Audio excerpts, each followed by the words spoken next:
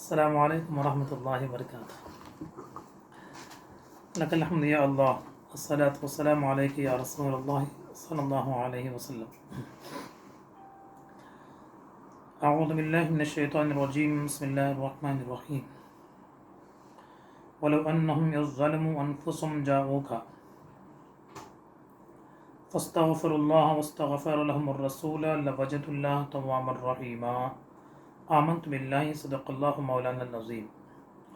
پیش حق مژدہ شفاعت کا سناتے جائیں گے، پیش حق مژدہ شفاعت کا سناتے جائیں گے، آپ روتے جائیں گے، ہم کو ہنساتے جائیں گے۔ اللہ کیا جہنم ابھی نہ سرد ہوگا، اللہ کیا جہنم ابھی نہ سرد ہوگا، رو رو کے مصطفیٰ نے دریا بہا دیے ہیں۔ الحمدللہ کئی دن سے آپ قرآن پاک کی فضیلت اور اس کے حوالے سے بہت ساری باتیں سماعت کی ہیں۔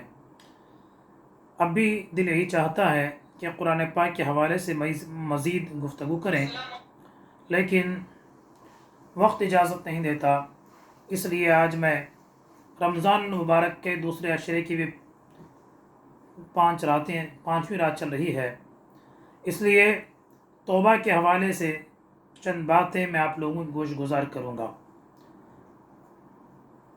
قرآن پاک سے صحابہ کرام کی محبت کا آپ اندازہ لگائیے۔ ایک دفعہ بعض صحابہ کرام کہیں سفر میں جا رہے ہیں، وہاں کچھ لوگ دوڑ کے آتے ہیں، کہا ہمارے گھر کے ایک فرد کو سانپ نے ڈھس لیا ہے، اس کا زہر پورے جسم میں سرایت کر گیا ہے، کیا آپ اس کا علاج کرنا جانتے ہیں؟ صحابہ کرام نے فرمایا ہاں ہم جانتے ہیں۔ چنانچہ ڈسے ہوئے آدمی کے پاس صحابہ کرام رضی اللہ تعالیٰ عنہم اجمعین گئے، سورہ فاتحہ پڑھ کے اسے دم کیا تو اللہ تبارک و تعالیٰ نے اس مریض کو مکمل صحت اور مکمل تندرستی عطا فرمائی۔ صحابہ کرام جب قرآن پاک پڑھتے ہیں، قرآن پاک کی تلاوت فرماتے ہیں، جب اس کے کوئی اختتام ہوتا ہے، ختم قرآن، جس دن قرآن ختم فرماتے تھے وہ دن اپنے دوست و احباب کو بلا کے دعا کی محفل کا انعقاد کرتے تھے۔ ہمیں بھی چاہیے کہ جس دن کلام الہی ہم ختم کریں، اپنے اہل و عیال، اپنے دوستوں کے ساتھ بٹھا کر دعائے خیر کریں، اس لیے کہ وہ دعا کی قبولیت کا ٹائم ہے۔ بہرکیف توبہ کے حوالے سے کچھ باتیں سماعت کریں۔ یہ 15-20 منٹ میں لمبی چوڑی تمہید باندھ کر آپ کے ٹائم کو میں ضائع کرنا نہیں چاہتا۔ میں آپ کا مشکور ہوں، آپ کا شکر گزار ہوں کہ آپ آج کل کے اس بزی ٹائم میں آپ نے 15-20 منٹ جو ہماری گفتگو آپ سنتے ہیں، اللہ تبارک و تعالی آپ کس ٹائم دینے کو اپنی بارگاہ میں قبول کرتے ہوئے اس کے صلے میں، اس کے بدلے میں اللہ آپ کی دینی دنیاوی مقاصد پوری فرمائے، آمین۔ عزیزو، قرآن پاک کی جو آیت کریمہ میں نے آپ کے سامنے پڑھی، بڑی جاذب نظر ہے، بڑی ہی پرکشش آیت کریمہ ہے۔ اس آیت کریمہ میں ہم گناہ گاروں کی بخشش کا سامان موجود ہے، اس میں ہم گناہ گاروں کی تسلی اس آیت کریمہ میں موجود ہے، اس میں گناہ گاروں کو کس طرح توبہ کرنا ہے اس کا طریقہ اس میں تعلیم فرمایا ہے۔ ہم سب گناہ گار ہیں، ہم سب کے لیے توبہ کی ضرورت ہے، اٹھتے ہیں، چلتے ہیں، پھرتے ہیں، ہر وقت ہماری زندگی گناہوں میں ڈوبتی جا رہی ہے۔ تو آئیے، جب ہم گناہ کر ہی لیے ہیں تو گناہ کرنے کے بعد اسے بخشوانے کا طریقہ کیا ہے؟ وہی قرآن فرماتا ہے وَلَوْ أَنَّهُمْ إِذْ ظَلَمُوا أَنفُسَهُمْ جَاءُوكَ۔ اے حبیب صلی اللہ علیہ وسلم، آپ فرما دیں اگر میرے بندے کوئی گناہ کر کے اپنی جانوں پہ ظلم کر لیں، اے میرے محبوب صلی اللہ علیہ وسلم، میرے بندے گناہ کر کے اپنے جانوں پر ظلم کر لیں، پھر وہ یہ چاہتے ہیں کہ ان کو بخش دیا جائے گا، تو جاؤکا، وہ آپ کے دربار گوہر بار میں آئے، فاستغفر اللہ، اس کے بعد وہاں آ کے توبہ و استغفار کریں، اور اس کے بعد آخر میں آپ بھی اے محبوب صلی اللہ علیہ وسلم اپنی امت کے لیے مغفرت کی دعا فرمائے. اس کے بعد فرماتا ہے لوجد اللہ تواب الرحیمہ، تو اس کے بعد بے شک آپ اپنے رب کو توبہ قبول فرمانے والا اور رحم کرنے والا پائیں گے. دیکھیں اس آیت کریمہ میں توبہ کے لیے، مغفرت کے لیے 3 شرطیں ہم کو بتائی ہیں. پہلی شرط ہے جاؤ کا. گناہگار اگر اپنی جانوں پر ظلم کر لیں پھر وہ بخشوانا چاہتے ہیں تو پہلا کنڈیشن یہ ہے کہ وہ دربار رسول میں حاضر ہو جائے. نمبر 2 فاستغفر اللہ، نبی کے دربار میں جا کر توبہ استغفار کرے، اپنے گناہ کو یاد کر کے گڑ گڑائے. تیسری شرط کیا ہے؟ حبیب بھی، محبوب بھی صلی اللہ علیہ وسلم ہماری مغفرت کے لیے دعا فرمائے. جب یہ تینوں شرطیں پوری ہو جاتی ہیں تو ارشاد فرماتا ہے لوجد اللہ تواب الرحیمہ، کہ بے شک آپ رب کو توبہ قبول فرمانے والا اور رحم کرنے والا پائیں گے. عزیزان ملت اسلامیہ، یہ آیت کب نازل ہوئی، کس کے حق میں نازل ہوئی، اس کا تھوڑا بیک گراؤنڈ دیکھنا ہمارے لیے ضروری ہے تاکہ گفتگو سمجھنے میں ہمارے لیے آسانی ہو جائے. آپ کو معلوم ہے ابتدا اسلام سے لے کر فرسٹ اسلام سے، شروع اسلامی سے انسانوں کی 3 جماعتیں ہیں. ایک ہے قد افلح المؤمنون، ایک مومنین کی جماعت. دوسری قل یا ایھا الکافرون، کافرین کی جماعت.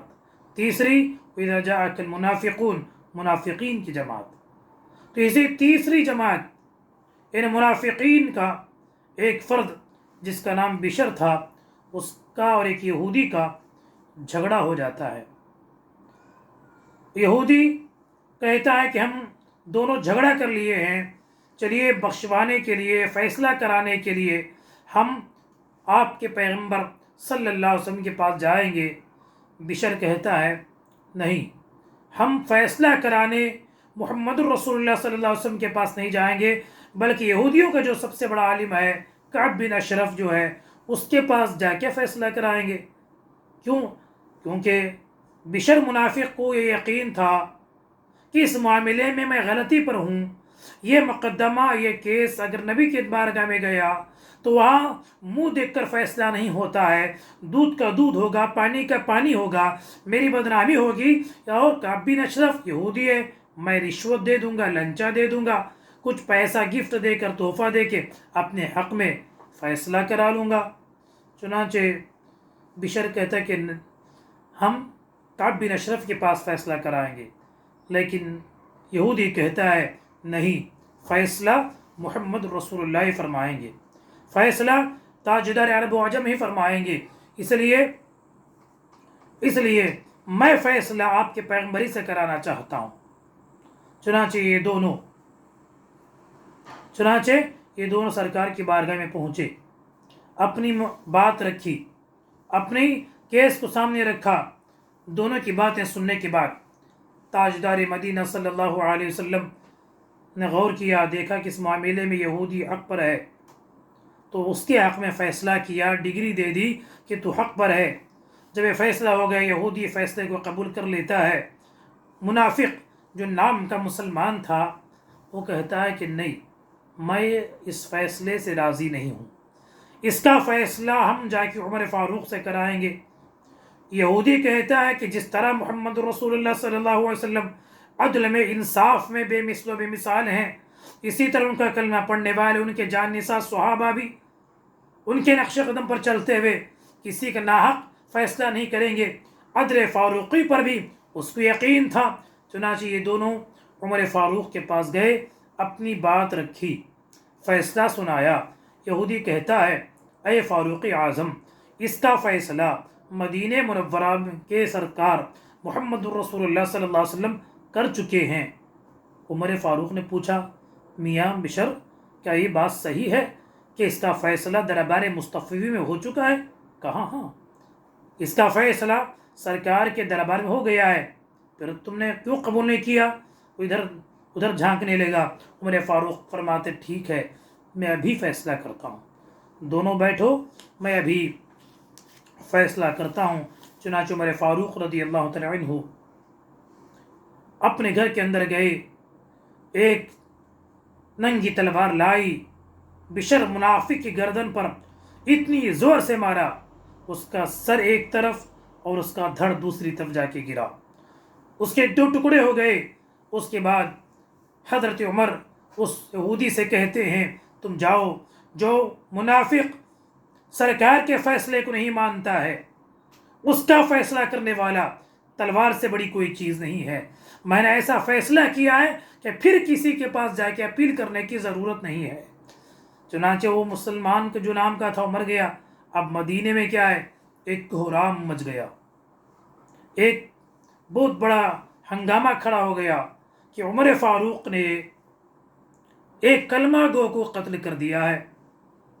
چنانچہ اس کے جو دوست و احباب تھے وہ سیدھا نبی کی بارگاہ میں گئے، جا کے کہا یا رسول اللہ صلی اللہ علیہ وسلم، بشر سچا مسلمان تھا، پکا مسلمان تھا، آپ کے پیچھے نمازیں پڑھنے والا تھا، عمر نے اسے قتل کر دیا ہے، لہٰذا بدلے میں عمر کو قتل کیا جائے، ہمیں قصاص چاہیے۔ قسمیں کھانے لگے کہ یہودی منافقوں کی علامت ہے، وہ زیادہ قسمیں کھاتے ہیں، قسم کھا کھا کے اپنی بات کو پختہ کرنے لگے۔ تاجدار مدینہ صلی اللہ علیہ وسلم خاموش ہیں۔